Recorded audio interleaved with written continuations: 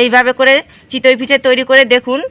আর অন্য চিতই পিঠে খাওয়া কিন্তু ভুলে যাবেন, এতটা জালিদার আর নরম তুলতুলে সফট হয়, মুখে দিতেই মিশিয়ে যাবে, দুর্দান্ত লাগে খেতে। নিজেরাই কিন্তু ভাবতে পারবেন না কি এত সুন্দর চিতই পিঠে তৈরি হয়। নমস্কার বন্ধুরা, প্রতিমা কিচেন ভিলেজ ফুডের নতুন একটা ভিডিওতে সকলকে স্বাগত জানিয়ে আজকে রেসিপিটা শুরু করছি। আর আজকে আমি আপনাদের সঙ্গে শেয়ার করব নরম তুলতুলে ফুলকো ফুলকো জালিদার চিতই পিঠে, তাও আবার যে কোনো রান্নার কড়াইয়ে তৈরি করে নিতে পারবেন কোনো রকম ঝামেলা ছাড়াই। অনেকেই দেখবেন কি চিতই পিঠে কিন্তু পারফেক্টভাবে ফুলাতে পারে না বা জালিদার তৈরি করতে পারে না। তো আজকে যদি ভিডিওটা দেখে তাহলে খুব সহজে তৈরি করে নিতে পারবেন, ঝামেলা ছাড়াই তৈরি করে নিতে পারবেন। মাত্র হাতে 10 মিনিট সময় থাকলে তৈরি করানো হয়ে যায়। তো কিভাবে বানাচ্ছি বন্ধুরা স্কিপ না করে পুরো ভিডিওটা দেখবেন। আশা করি আজকে চিতই পিঠা দেখতে আপনাদেরকে ভীষণ ভালো লাগবে। আর যে সকল বন্ধুরা এখন পর্যন্ত চ্যানেলে নতুন হয়ে থাকলে প্লিজ চ্যানেলটিকে সাবস্ক্রাইব করে আমার পাশে থাকবেন। আর যারা যারা ফেসবুক পেজটাকে দেখছেন তারা পেজটাকে ফলো করে আমার পাশে থাকবেন। তাহলে বন্ধুরা চিতই পিঠাটা বানানো শুরু করি। চিতই পিঠে ডোটা তৈরি করবার জন্য একটা প্রথমে বাটি নিয়ে নিয়েছি। আর এই বাটি মেপে দিয়ে দিব আমি 2 বাটি শুকনো আতপ চালের গুঁড়ো। তো আমি বাজারে শুকনো আতপ চালের গুঁড়ো নিয়েছি, আপনারা চাইলে ভিজে আতপ চালের গুঁড়োটাও নিতে পারেন। আর 1 বাটি মাপ করে নিয়েছি হাফ বাটি ময়দা।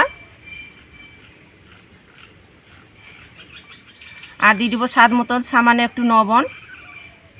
এবার জল দিয়ে খুব ভালো করে গুলিয়ে নেব।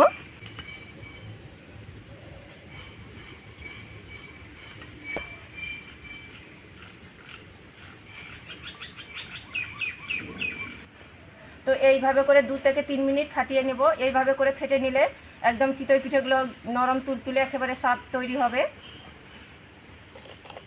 2-3 মিনিট খুব ভালো করে ফেটিয়ে নিয়েছি। আর ফেটার পরে দেখুন একদম ব্যাটারটা স্মুথ হয়ে গেছে। আর ঘনত্বটা দেখুন এইভাবে করে রেখেছি, খুব বেশি কিন্তু পাতলাও না খুব বেশি গাঢ় না, একদম মাঝারি মেপে রেখেছি। আর দেখে তো নিশ্চয়ই বুঝতে পারছেন।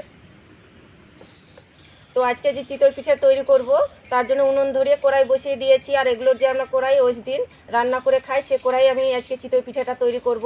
আপনারা যে কোনো কড়াই তৈরি করে নিতে পারেন। তো একটা এখানে বাটি নিয়ে নিয়েছি, এই বাটির মধ্যে সামান্য একটু জল নিয়ে নেব আর সামান্য একটু সাদা তেল নিয়ে নেব। ব্রাশের সাহায্যে তেল জলটা ভালো করে গুলিয়ে নেব। এবার তেল জলটা ব্রাশ করে নেব। এটা ব্রাশ করার কারণে দেখবেন চিতই পিঠেগুলো খুব সুন্দরভাবে ছেড়ে আসবে কড়াই থেকে। তো দেখুন একটু ব্রাশ করে নিয়েছি, সাদা সুতি কাপড় নিয়েছি, একটু মুছে নেব। ব্যাটারের মধ্যে দিয়ে দিব সামান্য একটু বেকিং পাউডার। খুব ভালো করে ব্যাটারের সঙ্গে একটু মিশিয়ে নেব। তো খুব ভালো করে মিশিয়ে নিয়েছি। তো এবার আমি চিতই পিঠেগুলো তৈরি করে নেব। তো 1 ডাবু ব্যাটার আমি কড়াইয়ের মধ্যে দিয়ে দিব।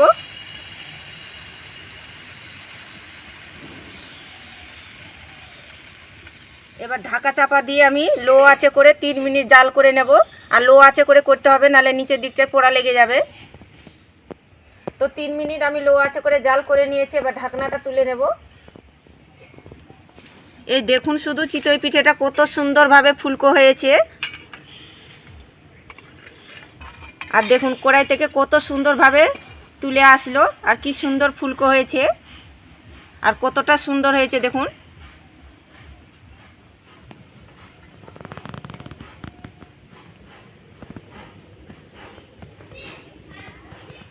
তো একইভাবে করে চিতই পিঠেগুলো তৈরি করে নেব। তো আবার আমি 1 ডাবু ব্যাটার কড়াইয়ের মধ্যে দিয়ে দেব।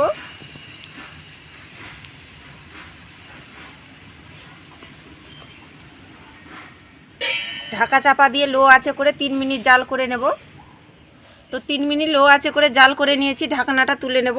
এই দেখুন শুধু চিতই পিঠেটা কত সুন্দরভাবে হয়েছে। এবার তুলে নেব। কোনো রকম মাটির তাওয়া বা লোহার কড়াই ছাড়াই দেখুন ঝামলা ছাড়াই কত সুন্দর হয়েছে চিতই পিঠেটা। যে কোনো রান্নার কড়াই কিন্তু পারফেক্ট তৈরি করে নিতে পারবেন।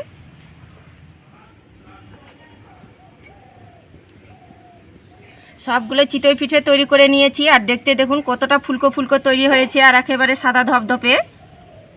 আর পিছন দিকটা দেখাই দেখুন কতটা সাদা ধপধপে হয়েছে, একটুকু পোড়া লেগে যায়নি। আর কতটা ফুলকো ফুলকো হয়েছে প্রতিটা, দেখুন চিতই পিঠে কত সুন্দর হয়েছে। আর একটা আমি ছিঁড়েও দেখাচ্ছি। কতটা জালিদার শুধু হয়েছে দেখুন, দেখে কিন্তু মন ভরে যাচ্ছে। আর কতটা নরম তুলতুলে আর একেবারে সফট হয়েছে, মুখে দিতেই কিন্তু মিশে যাবে, দুর্দান্ত লাগে। এই যে দেখুন কতটা জালিদার সফট হয়ে গেছে। এইভাবে করে চিতই পিঠে তৈরি করে দেখুন, আর অন্য চিতই পিঠে খাওয়া কিন্তু ভুলে যাবেন, এতটা জালিদার আর নরম তুলতুলে সফট হয়, মুখে দিতেই মিশিয়ে যাবে, দুর্দান্ত লাগে খেতে। একবার শুধু বানিয়ে দেখুন, নিজেরাই কিন্তু ভাবতে পারবেন না কি এত সুন্দর চিতই পিঠে তৈরি হয়।